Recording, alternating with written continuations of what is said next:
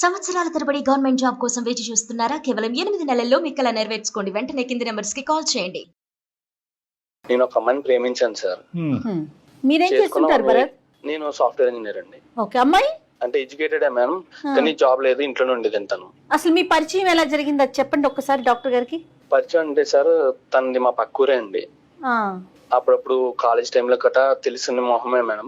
ఓ, అయితే తనని ఒక బస్ లో పరిచయం అవడం వల్ల 1 year నుంచి అలాగా డీప్ గా లవ్ చేసుకున్నాం మేడం. ఇంట్లో ఒప్పుకోకపోతే ఇంట్లో ఒప్పించి మరి ప్రేమించి ఇద్దరిని 2 వైపులా ఒప్పించి మరి నేనే మ్యారేజ్ చేసుకున్నాను మేడం. ప్రేమించుకున్నప్పుడు భరత్ అంతా కూడా స్మూత్ గానే ఉంది. అప్పుడు ఏం డిఫరెన్స్ ఆఫ్ ఒపీనియన్ కానీ ఏమీ రాలేదు. ఓన్లీ థింగ్ ఏంటంటే పెద్దలు అంగీకరించకపోవటం, ఆ ఇరువైపుల పెద్దల్ని మీరే అంగీకరించేటట్టు విధంగా చేసుకున్నారు, అంతే కదా? అవును సార్. పెళ్ళి అయ్యి ఎంతకాలం అయింది? అంటే సార్ ఇప్పటికి డివోర్స్ కూడా అయిపోయింది సార్.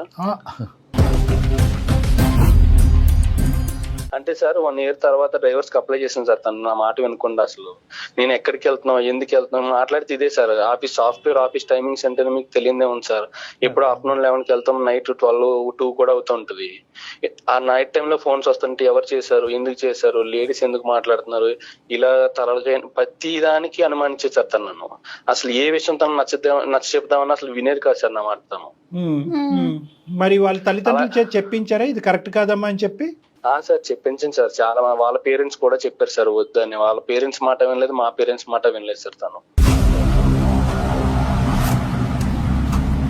ఈ ఓవర్ పొసెసివ్నెస్ అనేటటువంటిది పెళ్ళైనటువంటి కొత్తలో చాలా సర్వసహజం ఆడవాళ్ళకి. దాన్ని శృతిమించినటువంటి పరిస్థితికి వెళ్ళి ఆ అమ్మాయిగానే ఆ ఊహ కాస్త ఇంకో లెవెల్కి వెళ్ళిపోయి డివోర్స్ వరకు వెళ్ళిపోయింది. అయితే సార్ తనకి నాకు విడాకులు అయిపోయి 1 year అవుతుంది సార్ ఆల్రెడీ.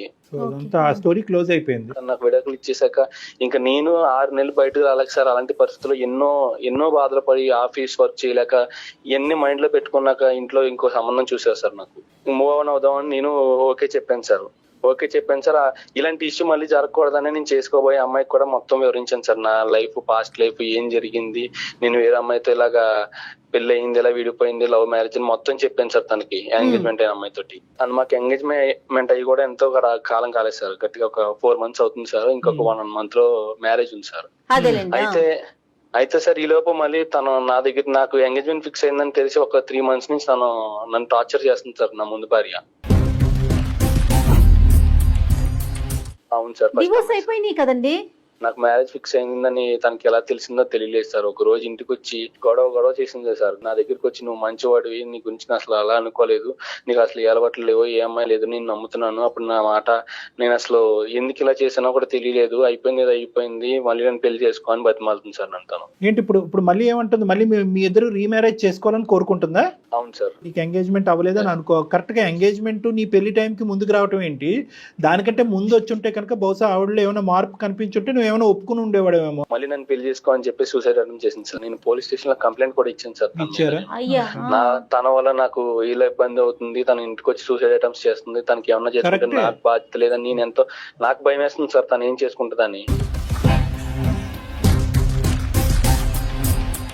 అది కూడా కరెక్ట్ కాదు, దాన్ని మేము సమర్థించం కూడా. ఎందుకంటే అకారణంగా వెళ్ళిపోయినటువంటి అమ్మాయి తన జీవితాన్ని నాశనం చేసుకుని నీ జీవితాన్ని పాడు చేసి ఈరోజు మళ్ళీ నీ జీవితాన్ని బాగు చేసుకుని వేరే అమ్మాయికి ప్రామిస్ చేసేటటువంటి క్రమంలో మళ్ళీ దూరి మళ్ళీ జీవితాలు చెడగొట్టేటటువంటి దాన్ని మేము ఎలా ప్రోత్సహిస్తాం? నీకు వద్దు, మాకు వద్దు. కానీ ఈ అమ్మాయి బారి నుంచి నువ్వెలా తప్పించుకుంటావు? నువ్వు పెళ్లి చేసుకోబోయేటటువంటి అమ్మాయి ఎలా తప్పించుకుంటుంది? పోలీస్ కంప్లైంట్ ఇచ్చాక కొద్ది తగ్గిందా ఈవిడ? పోలీస్ కంప్లైంట్ ఇచ్చాక తను కొద్దిగా తగ్గినా కానీ సార్ ఇప్పుడు తను ఒక చిన్న డిస్టర్బెన్స్ చేసి వెళ్ళిపోయింది సార్. ఇప్పుడు కూడా ప్రేమించే అంటే నేను పెళ్లి చేసుకోబోయే అమ్మాయికి తన ఆఫీస్ స్పేస్ కి వెళ్ళి మరి నా గురించి బ్యాడ్ గా చెప్పింది. చూసారా, ఇక్కడ బాంబు పేలకపోతే అక్కడ ఒత్తిలిగిస్తుంది అమ్మాయి. అంతే జుట్టు అందకపోతే కాళ్ళు. మరి అంటే ఏమని చెప్తుంది? ఏం చెప్పడానికి ఏముంది ఇక్కడ? నా వల్ల తను ఇబ్బంది పడినట్టు, నేను తాగుబోతుని తిరిగిపోతుని, తను ఎంతో ఇబ్బంది పెట్టినట్టు, ఇలా ఒక్కరు కాదు సార్ 3 చేత చెప్పించింది సార్ తనకి. నా దగ్గర రావడానికి సార్ తనేసి ప్లాన్ అంతా ఇది.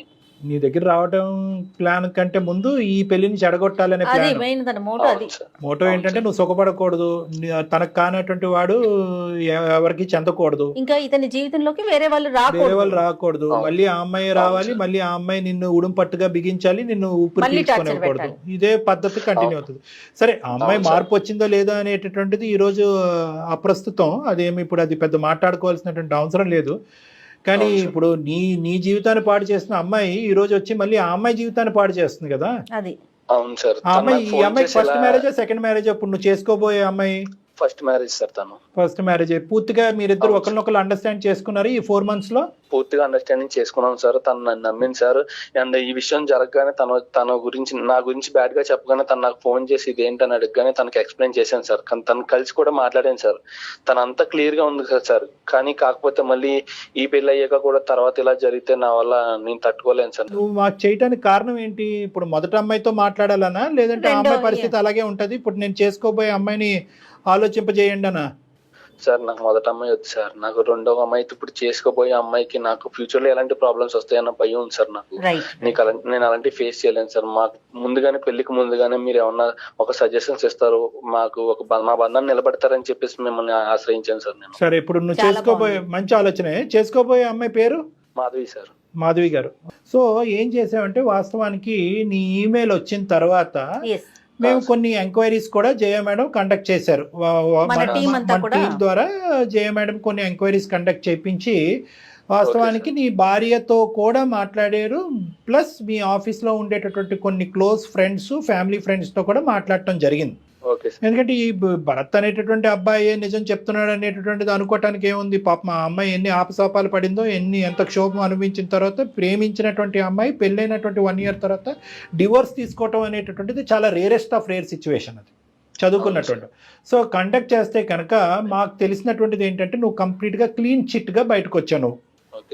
నీ మీద ఎటువంటి అభాండం కూడా మా టీం వాళ్ళకి కనిపించలేదు, ఎటువంటి అనుమానం కూడా మాకు రాలేదు. తర్వాతే మేము నీ ఫోన్ కాల్ సెలెక్ట్ చేసి నీతో మాట్లాడటం అనేది జరుగుతుంది.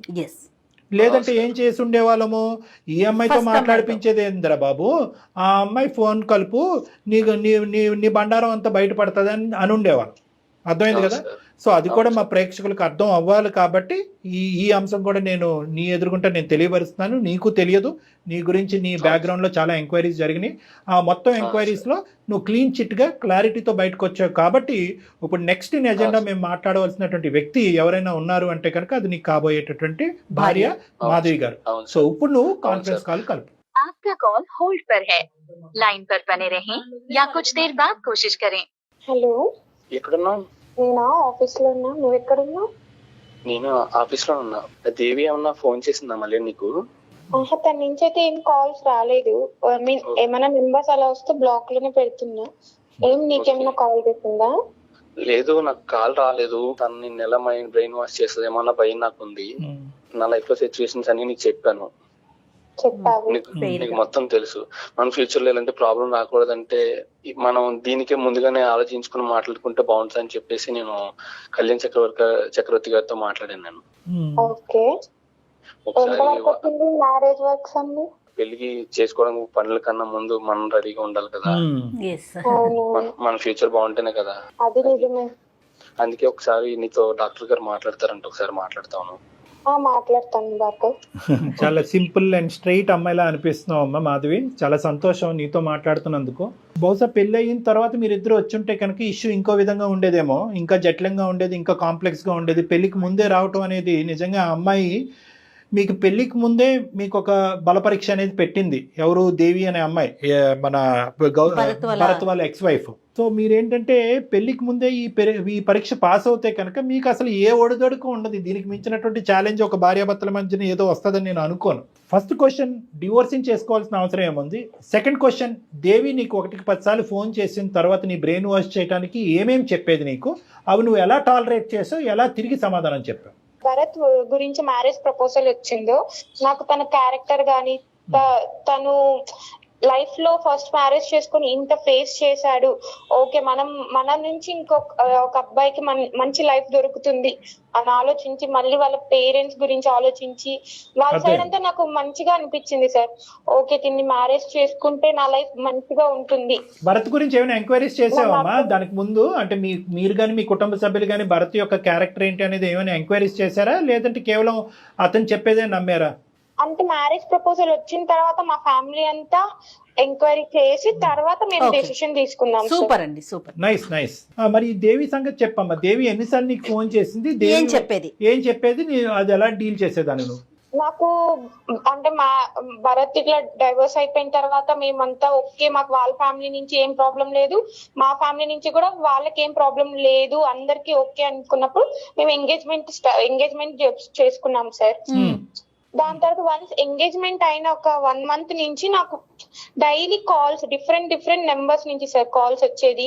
ప్లస్ ఇప్పుడు డైరెక్ట్ గా ఎప్పుడైనా నేను ఆఫీస్ కి వెళ్ళేటప్పుడు బస్ స్టాప్ లో వెయిట్ చేస్తున్నాను, లేదా బయట షాపింగ్ మాల్స్ కి వెళ్ళింటాను, లేదా ఫ్రెండ్స్ తో ఎక్కడికైనా వెళ్తాను, ఆ టైంలో వచ్చి డైరెక్ట్ గా నాకు ఒక అన్నోన్ పర్సన్స్ వచ్చి మీరే నా భరత్ ని మ్యారేజ్ చేసుకునే అమ్మాయి, ఇలా మీరు సెకండ్ మ్యారేజ్ చేసుకుంటున్న అబ్బాయిని ఎందుకు మ్యారేజ్ చేసుకోవాలనుకుంటున్నారు, తను మిమ్మల్ని ఎందుకు మ్యారేజ్ చేసుకోవాలనుకున్నారు, ఒక్కసారి ఆలోచన. ఇలా నాకు కొంచెం మైండ్ అనేది డైవర్ట్ చేయడానికి చాలా మంది ట్రై చేశారు సార్. టెంపుల్స్ కి ఫ్యామిలీతో వెళ్తున్నా కూడా ఇప్పుడు నేను ఒకటే ఉంటే దాన్ని నేను వేరేలాగా అర్థం చేసుకొని నేను భరత్ తో మాట్లాడి ఏమైనా లైక్ ప్రాబ్లమ్స్ వస్తే క్లారిఫై చేసుకుంటాం. మా ఫ్యామిలీతో ఉన్నప్పుడు కూడా వచ్చి ఇలా ఆలోచించండి ఒకసారి, మీ అమ్మాయి లైఫ్ పోతుందేమో, ఇట్లా డైవర్స్ తీసుకున్న అబ్బాయితో ఎందుకు, తను ఎంత టార్చర్ చేశారో, మళ్ళీ మీ అమ్మాయి ఎన్ని ప్రాబ్లమ్స్ ఫేస్ చేయాలో, ఇలా వాళ్ళ మైండ్ ని కూడా చేంజ్ చేస్తా ఉన్నారు వాళ్ళు. మాక్సిమం ఎంత వరకు చెప్పాలో అంతవరకు చెప్తున్నారు, ఎట్లయినా ఈ పెళ్లి క్యాన్సిల్ చేయాలని, అంతేనండి? పెళ్లి క్యాన్సిల్ చేయాలని.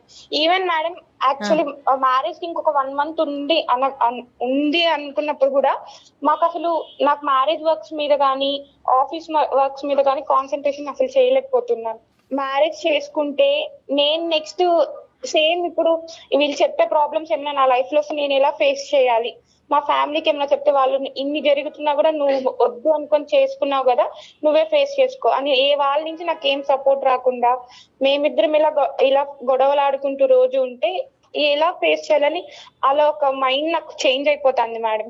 కాదు మాధవి, ఇంట్లో వాళ్ళు వద్దని చెప్తున్నారా? ఎందుకు ఇంత ఇష్యూ జరిగింది కదా, ఈ పెళ్లి వద్దు క్యాన్సిల్ చేసుకుందాం అంటున్నారా మిమ్మల్ని? అంటే వాళ్ళు ఆలోచించు ఒకసారి, ఇంత లైక్ ఇప్పుడే పెద్ద కాదు కదా, ఆలోచించు, ఇతను కాకపోతే ఇంకా బెటర్ గుడ్ పర్సన్ రావచ్చు కదా, ఇలా చెప్పేవాళ్ళు. కానీ నువ్వైతే మాత్రం నాకు భరతే కావాలని పట్టుబట్టేదాను అమ్మా.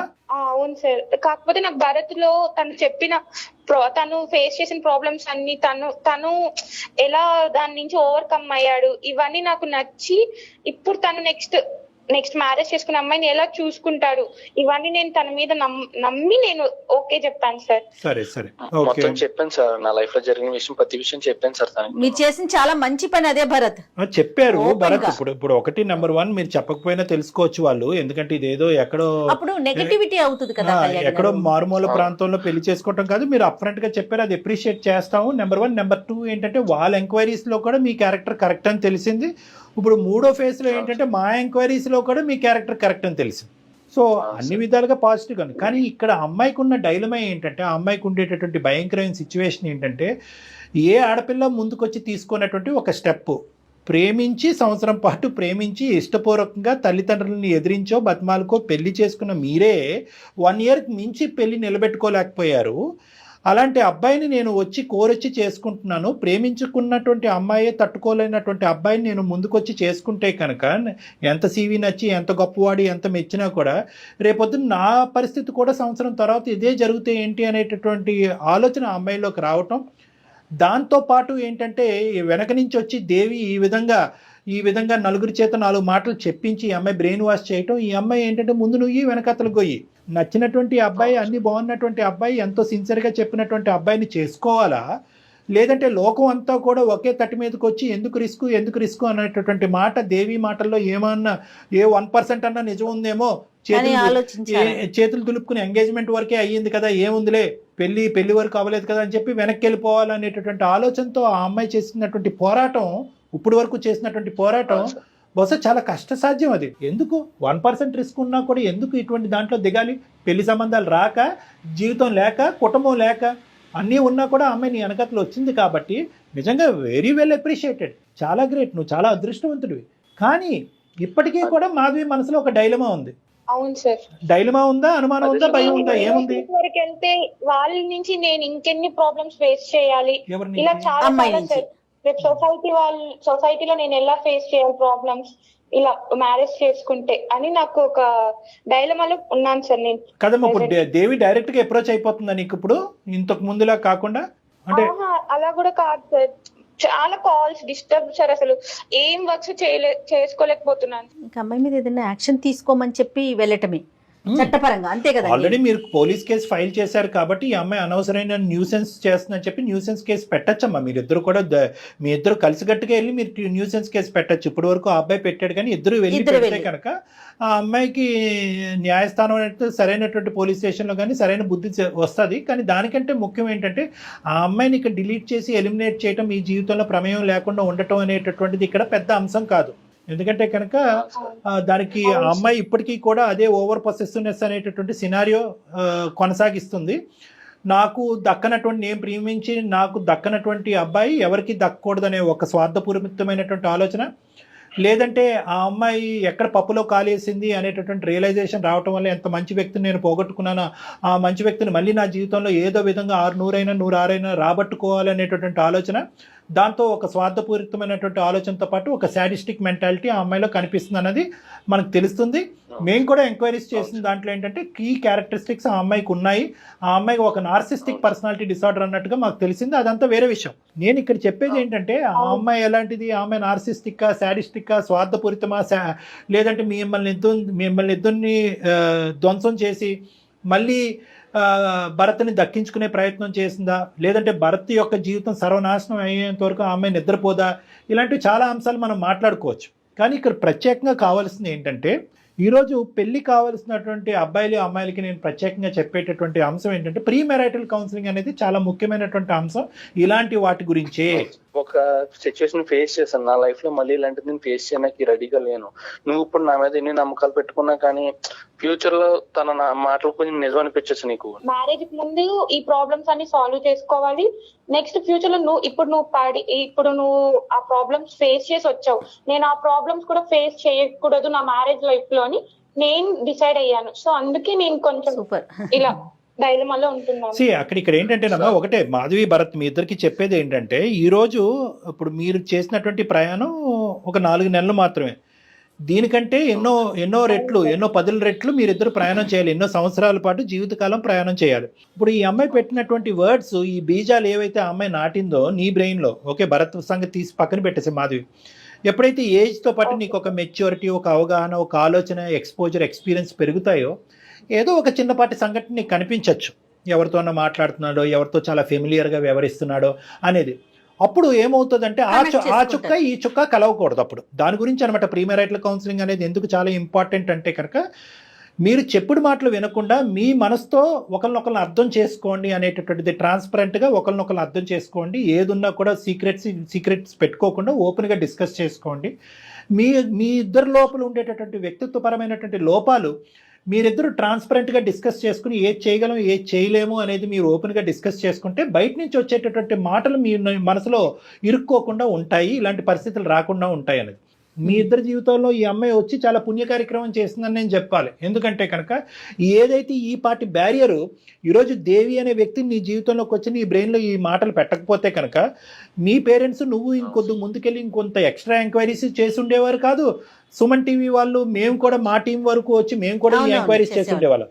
ఇప్పుడు ఏంటంటే ఒక ఫ్రెష్ పేజ్గా నీకు భరత్ అనేటటువంటి వ్యక్తి నీ కళ్ళెదురుగుంటా ఉన్నాడు కాబట్టి బల్ల గుద్ది మనసు మీద చేసుకుని Bharat is made for each other, you both are made for each other అనేటటువంటిది మేము చెప్పగలుగుతున్నాం. 3 పాయింట్స్ జాగ్రత్తగా గుర్తుపెట్టుకోండి. ఒకటి, ఏ మ్యారేజ్ అయినా ప్రీ మ్యారిటల్ కౌన్సిలింగ్ అనేది ఇంపార్టెంట్ అని. ఎందుకంటే ప్రేమించే పెళ్లి చేసుకునే వాళ్ళైనా కానీ, లేదంటే అరేంజ్డ్ మ్యారేజ్ అయినా కూడా ప్రీ మ్యారిటల్ కౌన్సిలింగ్ అనేటటువంటిది ప్రాబ్లమ్స్ వచ్చి చేసేటటువంటి కౌన్సిలింగ్ కాదు.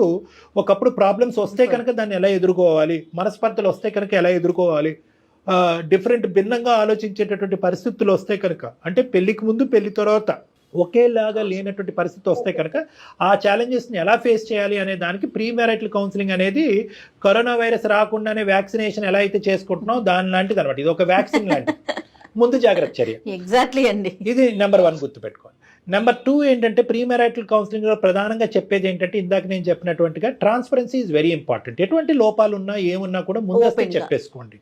పెళ్లి తర్వాత చెప్దాము, ప్రేమ పెరిగిన తర్వాత చెప్తాము, అతని మనసు పెద్ద సముద్రం అంతా అయిన తర్వాత చెప్దామని అనుకోవటం కాదు, ముందస్తేనే చెప్పేసుకోండి. అది ఒక ట్రాన్స్పరెన్సీ. మూడో అంశం ఏంటంటే వ్యక్తిత్వ పరంగా లోపాలు ఏవైతే ఉంటాయి కనుక నేను ఇది భరించగలను, ఇది భరించలేను, దీని వరకు అయితే నేను టాలరేట్ చేస్తాను, ఇంతవరకు అయితే టాలరేట్ చేయను, నా జీవితంలో మా అమ్మ యొక్క ప్రభావం ఇంతవరకు ఉంటుంది, మా అక్క చెల్లెల ప్రభావం ఇంతవరకు ఉంటుంది, మా తండ్రి ప్రభావం ఇంతవరకు ఉంటుంది. ఎవరెవరు మీ ఇద్దరి జీవితంలో మధ్యస్థు దూరుతారో, ఎవరెవరి యొక్క ప్రమేయం మీ జీవితాల్లో ఉంటాయి అంటే మీ వ్యక్తిత్వాలే కాకుండా చుట్టుపక్కల ఉండేటటువంటి వేరే వాళ్ళ యొక్క వ్యక్తిత్వాలు కూడా మీ జీవితంలో ఎటువంటి ప్రభావం ప్రమేయం ఉంటుంది అనేది ముందస్తు మాట్లాడుకోవాలి. ఎందుకంటే ఇది చాలా ఇంపార్టెంట్. సార్ మ్యారేజ్ చేసుకున్నప్పుడు ఈ అబ్బాయి ఇలా ఉండేవాడు, పెళ్ళి అయిన తర్వాత వాళ్ళ అమ్మ మాట వింటున్నాడు, ఇది కూడా పెద్ద గోల మాకు వచ్చేది. అవునవును, ఇది పెద్ద ప్రాబ్లం. అవునండి. మా అత్త మాట వింటాడు, ప్రేమించేటప్పుడు ఏమొచ్చి నువ్వే ప్రపంచం, నువ్వే జీవితం, నీలాంటి అమ్మాయిలు నేను చూడలేదని అంటాడు. పెళ్ళి అయిన తర్వాత వాళ్ళ అమ్మ పక్కనే కూర్చుంటాడు, వాళ్ళ అమ్మ చెప్పిందేమి అంటాడు, ఈకలు పక్కపక్కలో అనేది అంటూ ఉంటాడు. సో కాబట్టి ఏంటంటే వాళ్ళు చుట్టుపక్కల ఉండేటట్టు. అదే విధంగా అబ్బాయిలు ఏమంటా ఉంటారు, ఇదేంటి ఎప్పుడు టైం దొరికినప్పుడల్లా మీ అమ్మకు ఫోన్ చేస్తావు, అమ్మ పప్పులో ఎంత ఉప్పు వేయచ్చు అని మీ అమ్మనే అడుగుతావు, అమ్మ ఈరోజు సాంబార్ వాడాలా లేదంటే తోటకూర వేపడి చేయాలని మీ అమ్మనే అడుగుతావు, అన్నిటికీ మీ అమ్మని అడిగేటట్టు అయితే నేను ఎందుకు అని చెప్పి అబ్బాయిలు వచ్చి మా దగ్గర చెప్తాను. సో ప్రీమెరైటల్ కౌన్సిలింగ్ అనేది కేవలం మీ మనసులు, మీ మనస్తత్వాలు అర్థం చేసుకోవటమే కాకుండా ఎవరెవరు ఎంత పాత్ర పోషిస్తారు మీ ఇద్దరి జీవితాలు అనే సబ్జెక్ట్ కూడా ఇరువైపులా అర్థం చేసుకోవడానికి ప్రీమెరైటల్ కౌన్సిలింగ్ అనేది ఫ్యామిలీ కౌన్సిలింగ్ కింద కూడా పనిచేస్తారు. ఎంత బలంగా ఉన్నా కూడా దేవి లాంటి వ్యక్తులు పదే పదే మీ జీవితాల్లో దూరి మిమ్మల్ని ఇబ్బంది పెట్టేటటువంటి పరిస్థితి వస్తుంది అంటే కనుక మీరిద్దరు ఇంకా చిన్నపిల్లలు, భవిష్యత్తు ఉంది. అటువంటి శాడిస్టిక్ మెంటాలిటీతో, నార్సిజం అనేటటువంటి ఆలోచన శైలితో వచ్చే దేవి లాంటి వ్యక్తులు మీ జీవితంలో వచ్చి ఇంకా చిందరవందర చేయకుండా మీరు పోలీస్ స్టేషన్కి వెళ్ళటం కానీ, లీగల్ అడ్వైస్ తీసుకోవటం కానీ ఖచ్చితంగా అయితే మాత్రం చేయాలి మరి రానున్న రోజుల్లో. Okay sir. Okay sir. Be strong అండి, స్ట్రాంగ్ గా ఉండండి. డాక్టర్ గారి సలహాను తీసుకోండి. అవసరమైతే ఒక్కసారి మీ ఇద్దరు కూడా వచ్చి కలవచ్చు పర్సనల్. రండి, ఏమైనా ఉంటే కనుక రండి. 90% అంతా క్లియర్ అయిపోయింది అన్నట్టు నాకు అనిపిస్తుంది. ఏమైనా ఉంటే కనుక ఆలోచించి రండి. లేని పక్షంలో రావద్దు. చెప్పినటువంటి సూత్రాలు మాత్రం గుర్తుపెట్టుకుని హ్యాపీగా ముందుకెళ్ళండి.